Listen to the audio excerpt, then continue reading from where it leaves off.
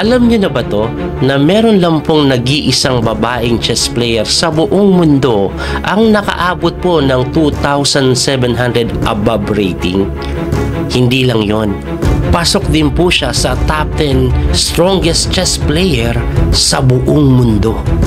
Walang iba po yan kundi si Grandmaster Judith Polgar ng Hungary. Siya po ay world champion sa babaeng division. Pero nakikipagsabayan po sa mga kalalakihan at tingnan nyo po kung sino-sino ang top 10 chess player sa buong mundo nung siya po ay pasok sa top 10. Number 1 during that time si Garry Kasparov, si Anand, Topalov, Leko, Ivanchuk, Svidler, Kramnik. Naku po, puro world champion yung nasa taas. Polgar pang number 8. Si Bakrot, Aronian, ayan, at ayan pa yung top 20, oh. Tingnan nyo naman, ganyan po kalakas si Judith Polgar. At para patunayan sa inyo yung natatanging galing ni Judith Polgar, ipapakita ko po itong game niya kay former world champion Anatoly Karpov noong 2003. Siya po ay puti dito. Ang tinira niya po, D5, nag-sacrifice agad ng pawn.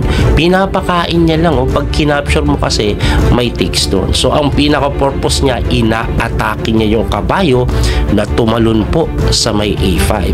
Pagtalon sa A5, nag-knight E5, sumugod yung kabayo, hindi pa rin po dinidepensahan yung pawn kasi ganun pa rin, may bishop takes H7, bagsak reyna, kaya hindi nga tinix yan, nag-bishop F6 lang.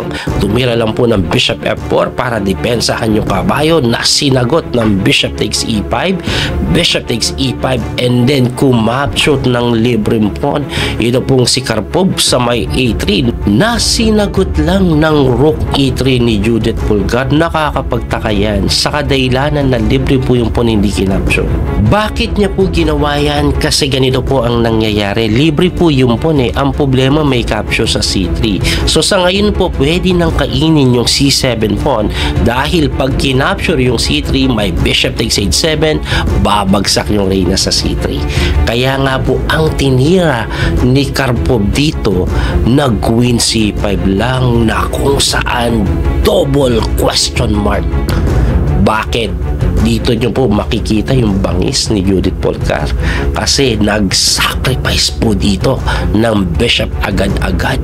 Bishop takes H7 lang, umangat yung king, and then queen H5, bumalik yung king na kung saan sinundan pa ng isang sacrifice ulit.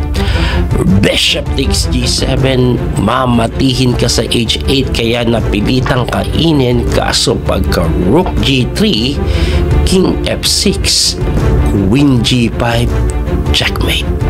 Lakas ni Judith Polgar, no? Hindi.